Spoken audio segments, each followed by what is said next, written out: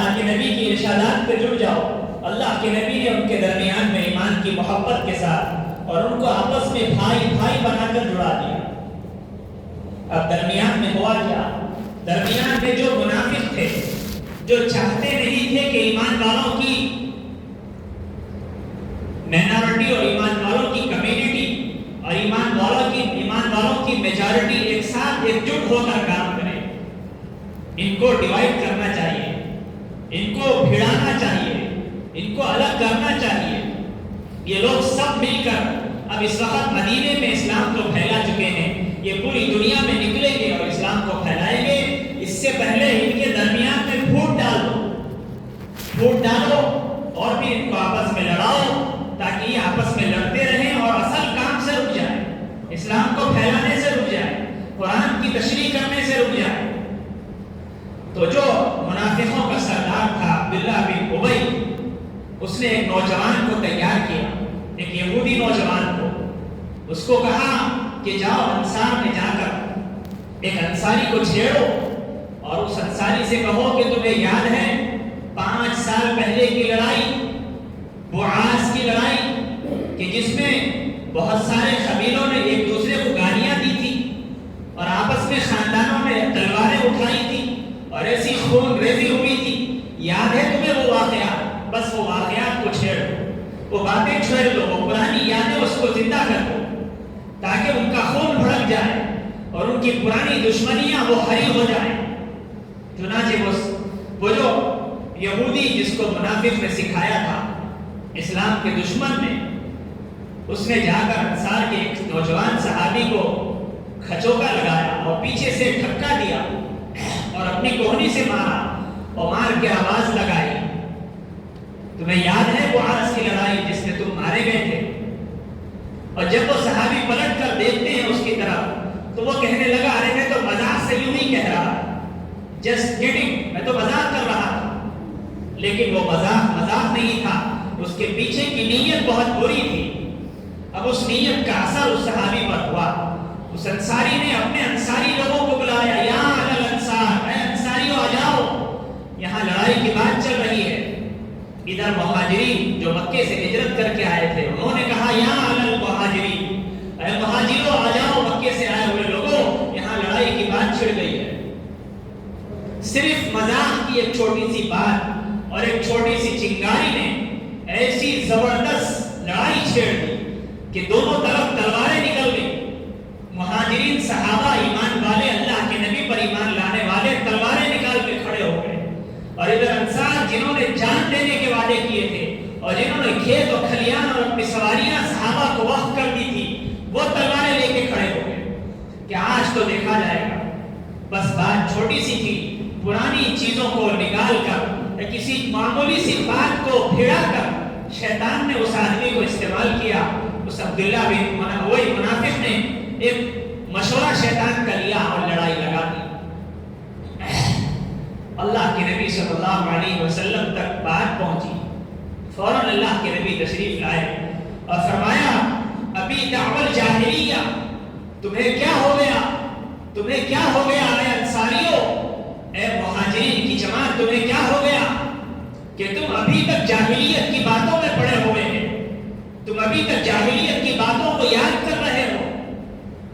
وَأَنَا بَيْنَ أَظْهُرِكُمْ، ابھی میں تمہارے درمیان میں زندہ ہوں، ابھی میں موجود ہوں، میں محمد رسول اللہ یہاں موجود ہوں، اور میرے سامنے تم جاہلیت کی باتوں کو لے کر لڑ رہے ہو۔ بس اللہ کے نبی کا وہ ایک جملہ تھا، اللہ کے نبی کی وہ ایک تسلی والی بات تھی، اور اللہ کے نبی کی بس وہ نصیحت کا ایک جملہ تھا جس نے دلوں پہ اثر کر دیا، اور فوراً تلواریں میانوں میں چلی گئی اور لوگ آپس میں ایک دوسرے سے گلے مل کے رونے لگے، اور وہ محبت اور خلوص پھر سے واپس آ گیا۔ اس واقعے سے پورے حضرت عمر کو اطلاع دی گئی کہ ایسا ایسا ہوا ہے۔ حضرت عمر نے کہا، اے اللہ کے نبی دانی، اے اللہ کے نبی مجھے اجازت دیجئے کہ میں اس منافق کی گردن ماروں۔ یہ واقعہ ہمیں سبق دیتا ہے کہ جو مسلمانوں کے درمیان میں تفرقہ پھیلاتا ہے، چاہے وہ کسی فرقے کے نام سے کیوں نہ ہو، چاہے وہ کسی بات کسی عنوان سے کیوں نہ ہو، اس فرقے کے پھیلانے والے کو،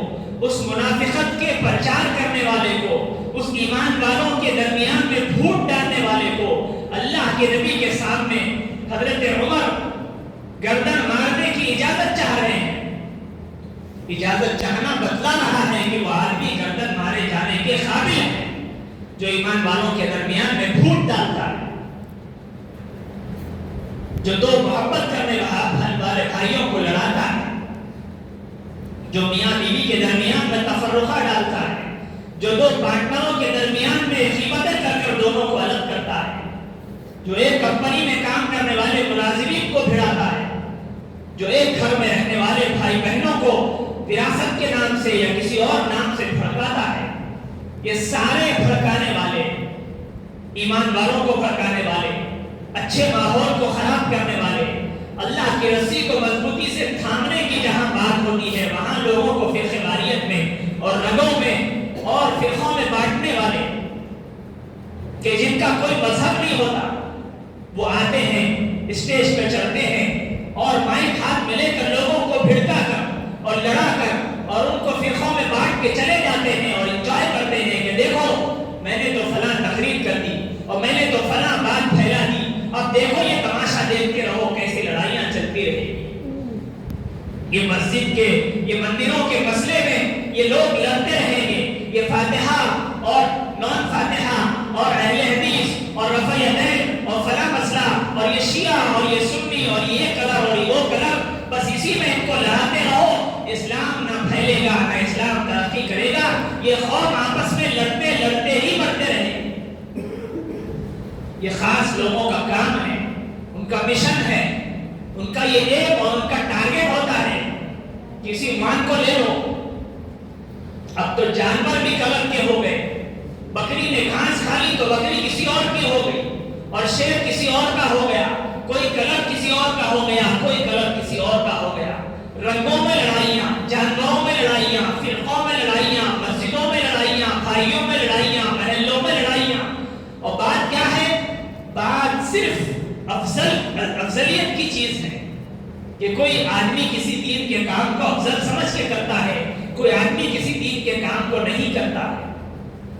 کلمے سے کسی کو انکار نہیں ہے، قربانی سے کسی کو انکار نہیں ہے، قبلے سے کسی کو انکار نہیں ہے، قرآن سے کسی کو انکار نہیں ہے، اللہ کے نبی سے کسی کو انکار نہیں ہے. قبلہ ایک ہے، قرآن ایک ہے، نبی ایک ہے، کعبہ ایک ہے، مدینہ ایک ہے اور سارے مسلمانوں کا قبلہ ایک ہے. قربانی کرنے کا نام اللہ اکبر ایک ہے. قربانی ایک، جنازے ایک، مسجدیں ایک، قبلہ ایک، قرآن ایک، نبی ایک، سب ایک. تو پھر اور کیا بات ہوتی جو ہوتے مسلمان بھی ایک. لیکن ان لڑائی بھڑکانے والوں کا کام اور ان کے انجوائمنٹ کا وہ طریقہ ہے، ان کو اس کے پیسے ملتے ہیں. اللہ کے نبی سے حضرت عمر نے پوچھا، اے اللہ کے نبی اجازت دیجیے اس منافق کی جس نے مسلمانوں کے درمیان میں تفرقہ ڈالا ہے، لڑائی لگائی ہے، اس کی گردن اڑا دوں. اللہ کے نبی نے فرمایا، اے عمر میں اجازت تم کو دے دیتا، لیکن عرب لوگ یہ کہیں گے کہ محمد صلی اللہ علیہ وسلم اپنے ساتھیوں کو قتل کروا دیتے ہیں، کیونکہ جو منافقین تھے وہ بھی مسلمانوں میں مل جل کے رہتے تھے. اس پورے واقعے سے یہ سبق ملتا ہے کہ جو آدمی اتحاد کے خلاف بات کرتا ہے، مثال کے طور پر کسی محلے میں لوگ جڑے ہوئے ہیں اور کسی جگہ محبت اور خلوص کی باتیں چل رہی ہے اور کسی جگہ برسوں سے ایک مینجمنٹ ہے اور ایک اتحاد اور خلوص چل رہا ہے اور سب لوگ اپنی نمازوں میں مشغول ہیں اور سب لوگ اپنے دین کے کاموں میں اتحاد کے ساتھ لگے ہوئے ہیں اور کسی کو کسی سے کوئی مطلب نہیں ہے. سب ایک دوسرے کو سلام کرتے ہیں، سب ایک ساتھ سب میں کھڑے ہو کے نماز پڑھتے ہیں، سب متحد ہیں، سب موافق ہیں، سب ایک ساتھ مل کے کھانا کھاتے ہیں، سب ایک ساتھ مل کے تراویح پڑھتے ہیں، سب ایک ساتھ مل کے افطار کرتے ہیں، سب ایک ساتھ مل کے جمعہ کرتے ہیں. ساری چیزیں متفق ہو کر آرام سے ایسی چل رہی ہے. لیکن شیطان یہ بات کو نہیں چاہتا ہے. وہ کسی کو ذریعہ بنا کر، کسی کو کچھ بات سکھا کر، کسی کو کچھ فرمان دے کر اس اتحاد کو، اس موافق چیزوں کو، اس اچھے ماحول کو خراب کرنے کی بات ان سے کرواتا ہے. تو آپ فوراً سمجھ جائیں کہ شیطان اس کے پیچھے سے بول رہا ہے. یہ ایمان والوں کے درمیان میں منافقت کرنے والا آدمی ہے، یہ نفرت کو بھڑکانے والا ہے، یہ ادھر کی بات ادھر اور ادھر کی بات ادھر کر کے آپس میں انتشار کرنے والا ہے. اس کی بات کو کان بند کر کے اور فوراً وہاں سے آپ نکل جائیے اور کہیے کہ اگر یہ آدمی اللہ کے نبی کے زمانے میں ہوتا تو نظروں سے گرا دیا جاتا، اور اگر عمر رضی اللہ عنہ کی خلافت میں ہوتا تو اس کی گردن مار دی جاتی، کیونکہ یہ ایمان والوں میں تفرقہ ڈال رہا ہے۔ کسی بات کو بہانہ بنا کر، کسی عنوان کو بہانہ بنا کر اس میں اس کی اپنی من کی خواہش ہے، اور اس میں اس کا حسد ہے، اس میں اس کا جلن ہے، اس میں اس کے کینہ چھپا ہوا ہے، اس میں اس کی نفرت اور عداوت چھپی ہوئی ہے، اور یہ استعمال کر رہا ہے ایمان والوں کی جماعتوں کو، اور استعمال کر رہا ہے بولے بھالے مسلمانوں کو۔ تو ایسی جگہ سے آپ فوراً ہٹ جائیے اور لاہور پڑھیے اور اللہ سے دعا کریے، اے اللہ مجھے مسلمانوں کی جماعت کے ساتھ ملا کر رکھیے۔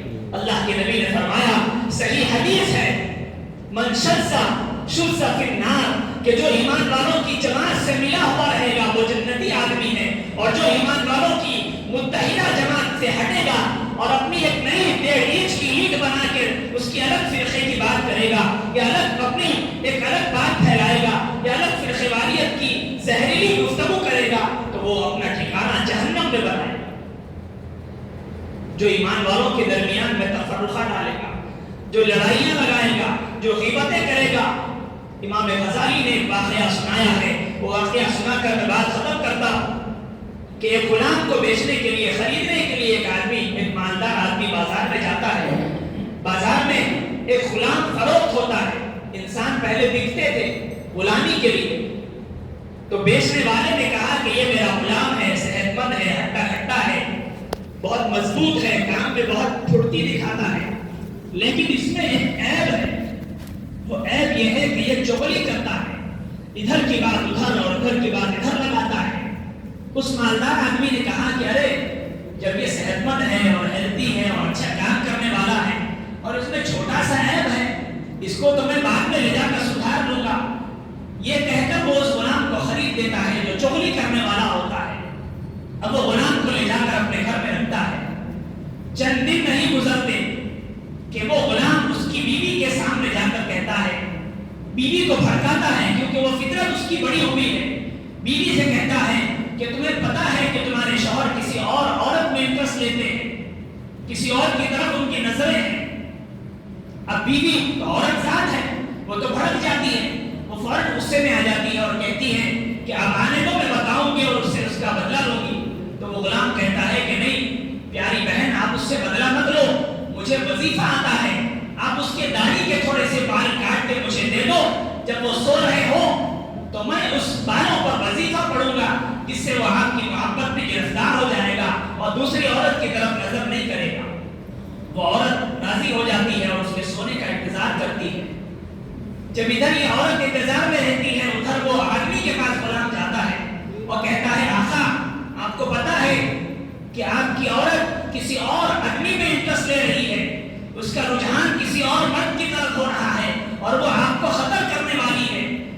آج آپ ایسا کریے، صرف سونے کی ایکٹنگ کر کے لیٹ جائیے اور پھر دیکھیے تماشا کیا ہوتا ہے۔ اب اس آدمی نے، اس آقا نے سونے کی ایکٹنگ کر کے بستر پر لیٹ گیا۔ اب دیکھا کہ کیا کر رہی ہے، تو وہ دیکھتا ہے کہ بیوی اس کے پاس کچھ دھاری دار ہتھیار لے کر آ رہی ہے۔ وہ تو بال کاٹنے آ رہی تھی، لیکن وہ یہ سمجھتا ہے کہ غلام نے مجھے بتا دیا تھا کہ یہ مجھے قتل کرنے والی ہے۔ فوراً وہ نیند میں سے جاگتا ہے اور جس دھاری دار ہتھیار سے وہ بال کاٹنے کے لیے آئی تھی، اسی ہتھیار سے اس بیوی کا قتل کر دیتا ہے اور بیوی مر جاتی ہے۔ ادھر یہ غلام خوش ہے اور ادھر دونوں میاں بیوی کے درمیان میں صرف چغلی لگا کر اس آدمی نے دونوں کا قتل کروا دیا۔ شیطان نے حضرت آدم علیہ السلام کے بیٹے کو بھڑکا کر دوسرے بیٹے کا قتل کروا دیا، اور بھائیوں کے درمیان میں حضرت یوسف علیہ السلام کے حسد لدوا کر یوسف علیہ السلام کو کنویں میں پھینکوا دیا، جیل میں ڈلوا دیا، اور کیا کیا کارنامے اس نے نہیں کیے۔ آج بھی ہمارے اس دور میں، ہمارے اس زمانے میں آپ دیکھیں گے کہ بہت سارے لوگ ہیں جن کا کام ہی یہ ہوتا ہے کہ وہ اتحاد کو توڑنے کی فکر کرتے ہیں، وہ ماحول کو خراب کرنے کی فکر میں رہتے ہیں، چاہے وہ کسی فرقے کے نام سے، چاہے وہ کسی اور بات کے نام سے کسی چیز کو عنوان بنا کر۔ اللہ کے نبی جب مدینے میں آئے، اللہ کے نبی کی سرداری چلنے لگی، اللہ کے نبی کائنات کے سردار تھے، ان کی سرداری سے منافقوں کو حسد ہونے لگا۔ انہوں نے اللہ کے नबी के उस सरदारी को रोकना चाहा हसद की वजह से, लेकिन पूरी दुनिया की ताकतें मिलकर, पूरे मुनाफिक, पूरे यहूदी मिलकर अल्लाह के नबी के उस कामयाबी को नहीं रोक सके। पूरे के पूरे दुनिया में इस्लाम फैल कर रहा। अल्लाह जिसे बड़ा बनाना चाहता है, अल्लाह जिसे जिम्मेदारी देता है, चाहे वो अपने घर की जिम्मेदारी क्यों ना हो, चाहे वो किसी काम की जिम्मेदारी, दीनी काम की जिम्मेदारी क्यों ना हो, अल्लाह जिसको चुनता है उसको मुंतखब करता है। उससे हसद करने वाले, उससे चलने वाले, उसके दरमियान में फूट डालने वाले, वो मुसलमानों को उनसे बदनिगाही और बदगुमान करने वाले, वो नीच तो नाबूद हो जाते हैं। कामयाब वो होते हैं जिनको अल्लाह चुनता है। अल्लाह के घर, अल्लाह की मस्जिदें हो, चाहे दीन के काम हो, चाहे मदरसे हो, चाहे दीन के कोई भी काम का कोई भी शोबा हो, अल्लाह जिसको पसंद करता है उसको हाथ में इख्तियार देता है, उसके हाथ में निजाम और सिस्टम देता है। अल्लाह ताला उसको सलाहियत भी देता है कि वो वैसा सलाहियत के साथ उस काम को जो चला सकता है, अल्लाह उसी के हाथ में जिम्मेदारी देता है।